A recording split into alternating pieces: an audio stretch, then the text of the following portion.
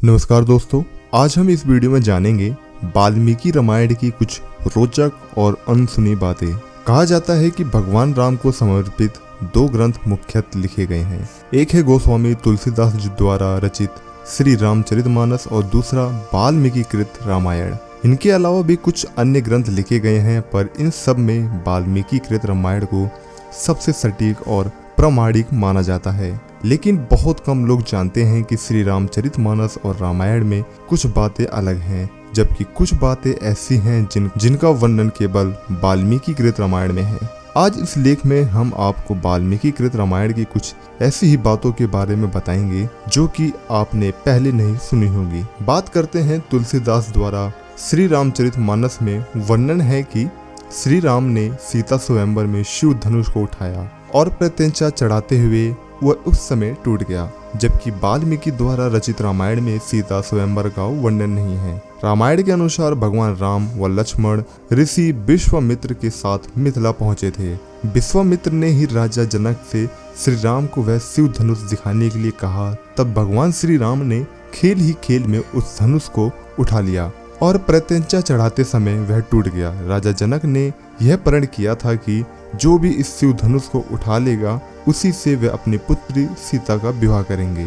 रामायण के अनुसार राजा दशरथ ने पुत्र प्राप्ति के लिए पुत्रेष्ठी यज्ञ करवाया था। इस यज्ञ को मुख्य रूप से ऋषि तृष्यशृंग ने संपन्न किया था। तृष्यशृंग के पिता का नाम महर्षि विभांडक था। एक दिन जब वे नदी में स्नान कर रहे थे तब नदी में उनका वीर्यपात हो गया। उस जल को एक हिरनी ने पी लिया था, जिससे फलस्वरूप ऋषि तृष्यशृंग का जन्म हुआ था। विश्व विजय करने के लिए जब रावण स्वर्गलोक पहुंचा तो उसे वहां रंभा नाम की अप्सरा दिखाई दी। अपनी वासना पूरी करने के लिए रावण ने उसे पकड़ लिया। तब उस अप्सरा ने कहा कि आप मुझे इस तरह से स्पर्श ना करें, मैं आपके बड़े भाई कुबेर के बेटे नल कुबेर के लिए आरक्षित हूँ, इसलिए मैं आपकी पुत्रवधू के समान हूँ। लेकिन रावण नहीं माना और उसने रंभा से दुर्व्यवहार किया। यह बात जब नल कुबेर को पता चली तो उसने रावण को श्राप दिया कि आज के बाद रावण बिना किसी स्त्री की इच्छा के उसे स्पर्श करेगा तो उसका मस्तक 100 टुकड़ों में बट जाएगा। ये बात सभी जानते हैं कि लक्ष्मण द्वारा शूर्पणखा की नाक कान काटे जाने से क्रोधित होकर ही रावण ने सीता का हरण किया था। लेकिन स्वयं शूर्पणखा ने भी रावण का सर्वनाश होने का श्राप दिया था, क्योंकि रावण की बहन शूर्पणखा के पति का नाम विद्वत्जिह्व था। वो काल के नाम के राजा का सेनापति था। रावण जब विश्व युद्ध पर निकला तो काल के से उसका युद्ध हुआ।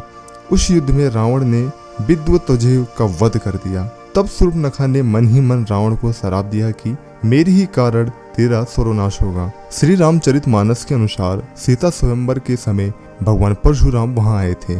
जब श्री राम पुनः अयोध्या लौट रहे थे तब परशुराम वहां आए और उन्होंने श्री राम से अपने धनुष पर बाण चढ़ाने के लिए कहा। श्री राम के द्वारा बाण चढ़ा देने पर परशुराम वहां से चले गए थे। वाल्मीकि रामायण के अनुसार एक बार रावण अपने पुष्पक विमान से कहीं जा रहा था, तभी उसे एक सुंदर स्त्री दिखाई दी। उसका नाम वेदवती था। वह भगवान विष्णु को पति रूप में पाने के लिए तपस्या कर रही थी। रावण ने उसके बाल पकड़े और अपने साथ चलने के लिए कहा। उस तपस्वी ने उसी क्षण अपनी देह त्याग दी और रावण को श्राप दिया कि एक स्त्री के कारण ही तेरी मृत्यु होगी। उसी स्त्री ने दूसरे जन्म में सीता के रूप में जन्म लिया। जिस समय भगवान श्री राम वनवास गए उस समय उनकी आयु लगभग 27 वर्ष की थी। राजा दशरथ श्री राम को वनवास नहीं भेजना चाहते थे, लेकिन वे वचनबद्ध थे। जब श्री राम को रोकने का कोई उपाय नहीं सूझा तो उन्होंने श्री राम से यह भी कहा दिया कि तुम मुझे बंदी बनाकर स्वयं राजा बन जाओ। अपने पिता राजा दशरथ की मृत्यु का आभास भरत को पहले ही एक सपने के माध्यम से हो गया था। सपने में भरत ने राजा दशरथ को काले वस्त्र पहने हुए देखा था। उनके ऊपर पीले रंग की स्त्रियां प्रहार कर रही थीं।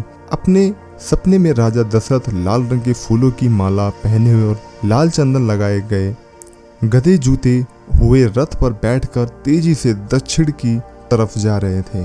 हिंदू धर्म में 33 करोड़ देवी देवताओं की मान्यता है, जबकि रामायण के अरण्यकांड के 14वें सर्ग के 14वें श्लोक में सिर्फ 33 देवता ही बताए गए हैं।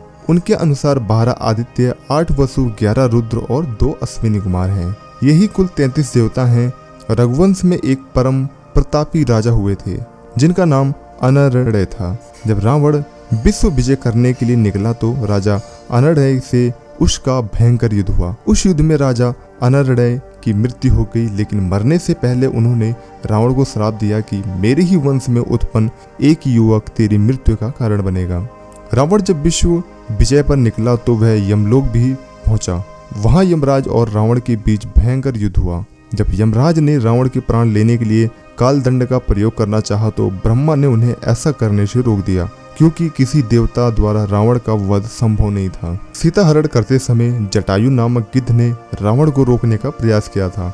रामायण के अनुसार जटायु के पिता अरुण बताए गए हैं। ये अरुण ही भगवान सूर्य देव के रथ के सारथी हैं। जिस दिन रावण सीता का हरण कर अपनी अशोक वाटिका में लाया, उसी रात को भगवान ब्रह्मा के कहने पर देवराज इंद्र माता सीता के लिए खीर लेकर आए। पहले देवराज ने अशोक वाटिका में उपस्थित सभी राक्षसों को मोहित कर सुला दिया। उसके बाद माता सीता को खीर अर्पित की, जिसके खाने से सीता की भूख प्यास शांत हो गई।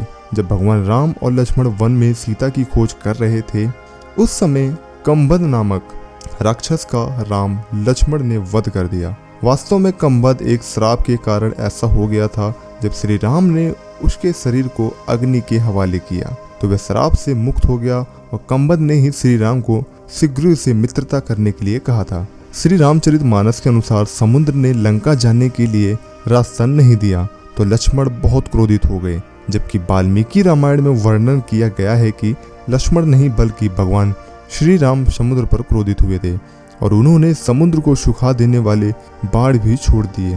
तब लक्ष्मण व अन्य लोगों ने भगवान श्री राम को समझाया था। सभी जानते हैं कि समुद्र पर पुल का निर्माण नल और नील नामक वानरों ने किया था, क्योंकि उन्हें श्राप मिला था कि उनके द्वारा पानी में फेंकी गई वस्तु पानी में डूबेगी नहीं। जबकि वाल्मीकि रामायण के अनुसार नल देवताओं के शिल्पी विश्वकर्मा के पुत्र थे और वह स्वयं भी शिल्प कला में निपुण थे।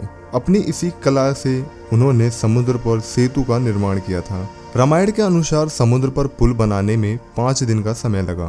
पहले दिन वानरों ने 14 योजन और दूसरे दिन 20 योजन और तीसरे दिन 21 योजन और तथा चौथे दिन 22 योजन और 5वें दिन 23 योजन पुल बनाया था। इस प्रकार कुल 100 योजन लंबाई का पुल समुद्र पर बनाया गया। यह पुल 10 योजन चौड़ा था। लगभग 1 योजन में लगभग 13 से 16 किलोमीटर होता है। एक बार रावण जब भगवान शंकर से मिलने कैलाश गया तो वहां उसने नंदी जी को देखकर उनके स्वरूप की हंसी उड़ाई और उन्हें बंदर के समान मुख वाला कहा। तब नंदी जी ने रावण को श्राप दिया कि बंदरों के कारण ही तुम्हारा सर्वनाश होगा। रामायण के अनुसार जब रावण ने भगवान शिव को प्रसन्न करने के लिए कैलाश पर्वत उठा लिया, तब माता पार्वती भयभीत हो गईं और उन्होंने रावण को श्राप दिया कि तेरी मृत्यु किसी स्त्री के कारण ही होगी। जिस समय राम और रावण का अंतिम युद्ध चल रहा था, उस समय देवराज इंद्र ने अपना दिव्य रथ श्री राम के लिए भेजा था। उस रथ में बैठकर ही भगवान श्री राम ने रावण का वध किया था। जब काफी समय तक राम और रावण का युद्ध चलता रहा, तब अगस्त्य मुनि ने श्री राम से आदित्य हृदय स्तोत्र का पाठ करने को कहा, जिसके प्रभाव से भगवान श्री राम ने रावण का वध किया। रामायण के अनुसार रावण जिस सोने की लंका में रहता था, वह लंका पहले रावण के भाई कुबेर की थी। जब रावण ने विश्व विजय कर निकला तो उसने अपने भाई कुबेर को हराकर सोने की लंका तथा पुष्पक विमान पर अपना कब्जा कर लिया। रावण की पत्नी की बड़ी बहन के पति वैजयंतपुर के संभर राजा थे। एक दिन रावण संभर के यहाँ गया। वहाँ रावण ने संभर की पत्नी को अपनी बातों में फंसा लिया। इस बात का पता लगते ही संभर ने रावण को बंदी बना दिया। उसी समय संभर पर राजा दशरथ ने आक्रमण कर दिया। उस युद्ध में संभर की मृत्यु हो गई। जब संभर की पत्नी सती होने लगी तो रावण ने उन्हें अपने साथ चलने को कहा। तब संभर की पत्नी ने कहा कि तुमने वासना युक्त मेरा सतीत्व भंग करने का प्रयास किया, इसलिए मेरे पति की मृत्यु हो गई, अतः तुम्हारी मृत्यु भी इसी कारण होगी। रावण के पुत्र मेघनाद ने जब युद्ध में इंद्र को बंदी बना लिया तो ब्रह्मा जी ने देवराज इंद्र को छोड़ने को कहा। इंद्र पर विजय प्राप्त करने के कारण ही मेघनाद इंद्रजीत के नाम से विख्यात हुआ। तो दोस्तों, ये थी कुछ रामचरितमानस अथवा श्री रामायण में लिखे गए कुछ अनसुनी कहानी।